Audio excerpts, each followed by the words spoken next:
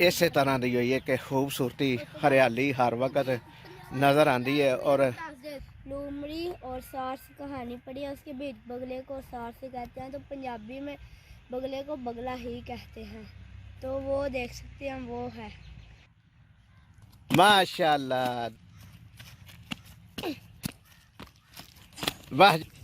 देखो वडेरा चाचा चाचा लग रहा है, सही है, ठीक है। तो होर की हाल है तबीयत? दोस्तों अस्सलाम वालेकुम। अल्लाह ताला तुहानू सब नू सेहत तंदुरुस्ती वाली लंबी जिंदगी देवे। ते अज असी फिर बच्चे अपने दे नाल खेतां दा विजिट करन लगे हैं, ते अगे जाके इन्हां नाल कोई गुफ्तगू भी करने आ और कोई नसीहत वालियां गल्लां भी इन्हां नू दसने आ, सुनाने आ, क्योंकि साडा मकसद सिर्फ ये वे कि असी अवेयरनेस दईए अपने बच्चों नू और साडे जिहड़े देखण वाले ने उन्हां दे नाल थोड़ियां हंसी मजाक और अच्छियां अच्छियां मोटिवेशन गल्लां भी करिए। ए देखो देखो जी, गंदम लगी है और हरियाली है इत्थे।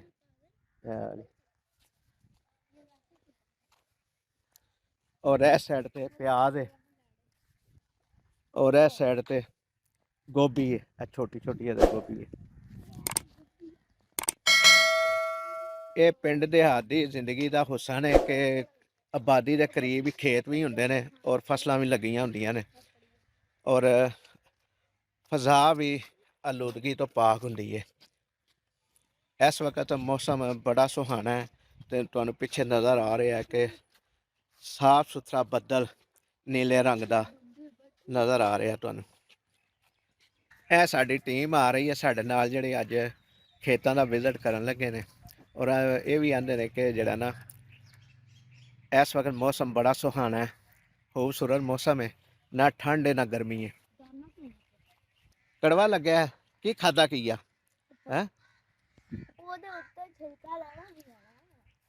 ट्यूबवेल चल रहा है और खुला पानी इस वक्त जिहड़ा ना आ रहा है। देखो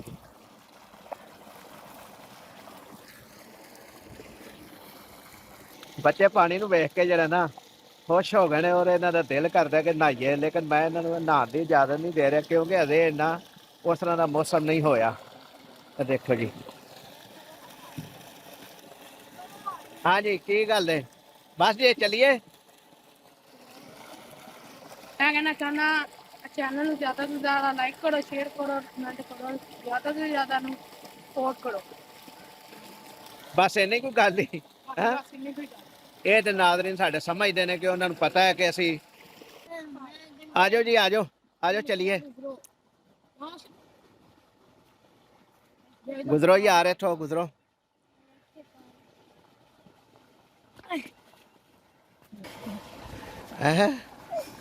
चलो जी चलो जी, चल जी, आओ जी आओ जी आओ जी मुस्तफा साहब, वाह जी वाह, माशाल्लाह जी। इस जगह तो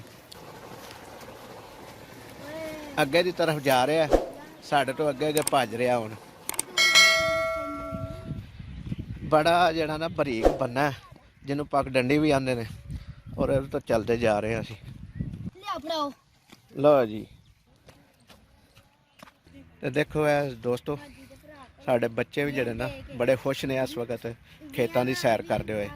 गाँव देहात की जिंदगी जी है ना इस तरह की हुई है कि खूबसूरती हरियाली हर वक्त नज़र आती है और जड़ा ना फजा बड़ी खुशगवार होंगी है। हवा दे इस वक्त जड़ा ना कि नाली का जिन्हों आते हो कि मौसम बहार की खुशबू फैली हुई है और बड़ा सुहाना इस वक्त मौसम लग रहा है।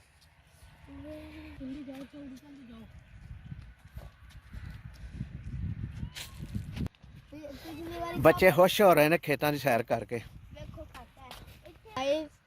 इत्थे ना बड़ा प्यारा मौसम है, हर जगह सन्नाटा ते इत्थे बंदा ना बड़ा खुश रहंदा।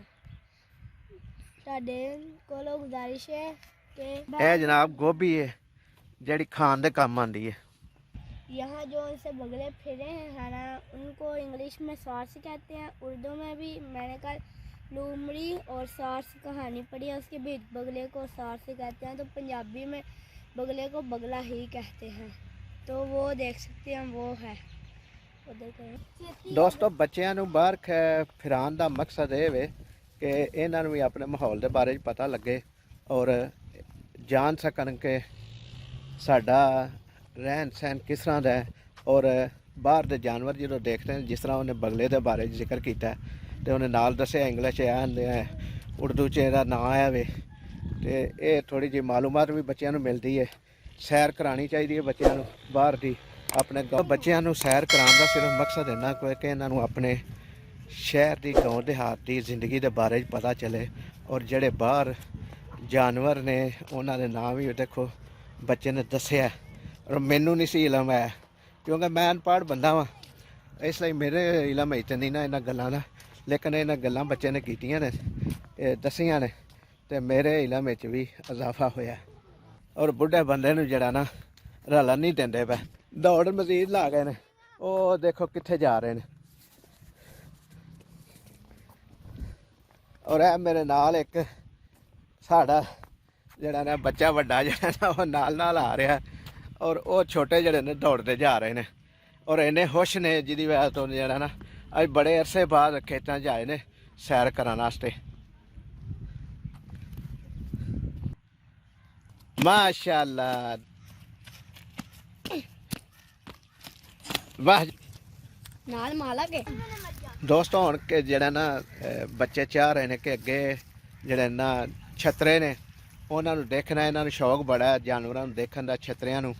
ਔਰ ਇਹਨਾਂ ਨੂੰ ਇਹ ਵੀ ਸ਼ੌਕ ਹੈ ਵੇ ਕਿ ਘਰ ਕੁੱਕੜੀਆਂ ਰੱਖੀਆਂ ਜਾਣ, ਹੋਰ ਕਈ ਕਿਸਮ ਦੇ ਜਾਨਵਰ ਰੱਖੇ ਜਾਣ। ਇਹ ਬੱਚੇ ਸਾਡੇ ਇੰਜ ਦੇ ਸ਼ੌਕੀਨ ਨੇ ਔਰ ਲੋਕਾਂ ਦੇ ਵੀ ਵਲੌਗ ਵੇਖਦੇ ਨੇ ਇਸ ਤਰ੍ਹਾਂ ਦੇ ਬੜੇ ਸ਼ੌਕ ਦੇ ਨਾਲ। ਇਹ ਦੇਖੋ ਜੀ ਬੱਚਿਆਂ ਦਾ ਸ਼ੌਕ, ਦੂਰੋਂ ਦੇਖ ਕੇ ਨਾ ਛਤਰਿਆਂ ਨੂੰ ਆਏ ਨੇ ਕਿ ਇਹਨਾਂ ਨੂੰ ਵੇਖਣਾ ਔਰ ਉਹਨਾਂ ਨੂੰ ਪਿਆਰ ਕਰਨ ਦੀ ਕੋਸ਼ਿਸ਼ ਕਰਦੇ ਨੇ, ਬਸ ਛਤਰਿਆਂ ਨੂੰ ਫੜਨ ਦੀ ਕੋਸ਼ਿਸ਼ ਕਰਦੇ ਨੇ। ਹੈ ਜੀ, ਇਹ ਦੇਖਿਆ ਜੀ ਬੱਚਿਆਂ ਦਾ ਸ਼ੌਕ ਦੇਖੋ ਕਿ ਇਹ ਐਡੇ ਦੂਰੋਂ ਛਤਰੇ ਵੇਖ ਕੇ ਆਏ ਨੇ ਔਰ ਘਰਾਂ ਤੋਂ ਕਾਫੀ ਦੂਰ ਆ ਗਏ ਅਸੀਂ। ਮੈਨੂੰ ਇਸ ਵਾਸਤੇ ਮੈਂ ਕਿਹਾ ਚਲੋ ਸ਼ੌਕ ਪੂਰਾ ਕਰ ਲਾਂ। ਹਾਂ, ਇਹ ਬੱਚੇ ਵੀ ਤੁਹਾਡਾ ਹੀ ਨੇ ਆਪਣੇ ਹਿਸਾਬ ਨਾਲ। ਹਾਂਜੀ, ਇਹ ਭਾਈ ਯੂਨਸ ਆ ਗਿਆ ਹੈ, ਇਹ ਸਾਡਾ ਭਾਈ ਯੂਨਸ ਹੈ। ਛੋਟੀ ਤੇ ਦੇ ਇਹ ਸਾਡਾ ਭਾਈ ਯੂਨਸ ਹੈ। ਵੇਖੋ ਵਡੇਰਾ ਚਾਚਾ ਲੱਗ ਰਿਹਾ, ਸਹੀ ਹੈ, ਠੀਕ ਹੈ। ਤੇ ਹੋਰ ਕੀ ਹਾਲ ਹੈ ਤਬੀਅਤ? ਹਾਂ ਵੇਖ ਲਓ ਫਿਰ, ਤੇ ਤੁਸੀਂ ਹਜੇ ਵੀ ਇੰਝ ਲੱਗਦੇ ਹੋ ਜਿਵੇਂ ਹਜੇ ਵੀ ਜਵਾਨ ਆ। ਹੈਂ, ਮਿਹਨਤ ਮਜ਼ਦੂਰੀ ਇਸ ਤਰ੍ਹਾਂ ਦੀ ਕਰਦੇ ਹੋ ਕਿ ਹਰ ਵਕਤ ਖੁੱਲੀ ਫਜ਼ਾ ਦੇ ਵਿੱਚ, ਤਾਜ਼ਾ ਹਵਾ ਦੇ ਵਿੱਚ ਤੁਹਾਡਾ ਸਾਂਸ ਲਏ ਜਾਂਦੇ ਨੇ। ਅਸੀਂ ਸ਼ਹਿਰਾਂ ਦੇ ਵਿੱਚ ਰਹਿੰਦੇ ਹਾਂ, ਆਲੂਦਗੀ ਹਰ ਵਕਤ, ਧੂੰਆਂ ਤੇ ਟੈਨਸ਼ਨਾਂ, ਫਿਕਰਾਂ ਸਾਰੀਆਂ। ਇਹ ਛੋਟਾ ਜਿਹਾ ਕੁੱਤਾ ਦੇਖੋ ਮਾਨੂਸ ਹੋ ਗਿਆ ਬੱਚੇ ਦੇ ਨਾਲ। ਇੰਝ ਮਾਨੂਸ ਹੋਇਆ ਕਿ ਜਿਸ ਤਰ੍ਹਾਂ ਇਹ ਨਹੀਂ ਰੱਖੇ ਯਾਰ। ਹੈ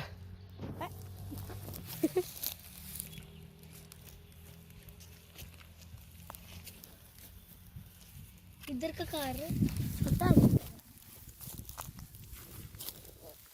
अपना मालिक समझ के मुझको जाती है आ गए।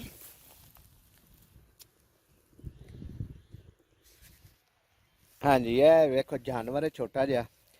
ਇਹ ਅੱਜ ਪਹਿਲੇ ਦਿਨ ਸਾਨੂੰ ਮਿਲਿਆ ਸੀ ਤੇ ਇਸ ਤਰ੍ਹਾਂ ਹੀ ਲੱਗਦਾ ਜਿਵੇਂ ਅਸਾਂ ਹੀ ਰੱਖਿਆ ਇਹਨੂੰ। ਇਹ ਦੇਖੋ ਬੱਚੇ ਦੇ ਨਾਲ ਜਿਹੜਾ ਨਾ ਮਾਨੂਸ ਹੋ ਗਿਆ। चलो ਇਹ ਸਾਡੇ ਬੱਚਿਆਂ ਨੂੰ ਵੀ ਸ਼ੌਕ ਹੈ ਨਾ ਇਹੋ ਜਿਹਾ ਜਾਨਵਰ ਰੱਖਣ ਦਾ, ਲੇਲੇ ਰੱਖਣ ਦਾ, ਬੱਕਰੀਆਂ ਰੱਖਣ ਦਾ, ਤੇ ਨਾਲ ਕੁੱਕੜੀਆਂ ਪਾਲਣ ਦਾ। ਇਹ ਜਨਾਬ ਜਿਨ੍ਹਾਂ ਨੇ ਪਲਾਟਿੰਗ ਕੀਤੀ ਹੈ ਆਵਾਮ ਦੀ ਸਹੂਲਤ ਵਾਸਤੇ, ਉਹਨਾਂ ਪਹਿਲਾਂ ਰੋਡ ਬਣਾ ਦਿੱਤੇ ਨੇ ਤਾਂ ਕਿ ਜਿਹੜੇ ਇੱਥੇ ਲੋਕੀ ਆ ਕੇ ਵਸਣ, ਆਬਾਦ ਹੋਣ, ਉਹਨਾਂ ਨੂੰ ਪਰੇਸ਼ਾਨੀ ਨਾ ਬਣੇ। ਦੋਸਤੋ ਅੱਜ ਲਈ ਇੰਨਾ ਹੀ, ਅਗਲੀ ਵੀਡੀਓ ਤੱਕ ਲਈ ਇਜਾਜ਼ਤ ਦਿਓ। ਆਪਣੇ ਪਿਆਰਿਆਂ ਦਾ ਬਹੁਤ ਸਾਰਾ ਖਿਆਲ ਰੱਖਿਆ ਜੇ। ਅੱਲਾਹ ਤਾਲਾ ਸਾਡਾ ਤੇ ਤੁਹਾਡਾ ਹਾਮੀ ਨਾਸਰ ਹੋਵੇ। ਅੱਲਾਹ ਨਿਗਹਿਬਾਨ।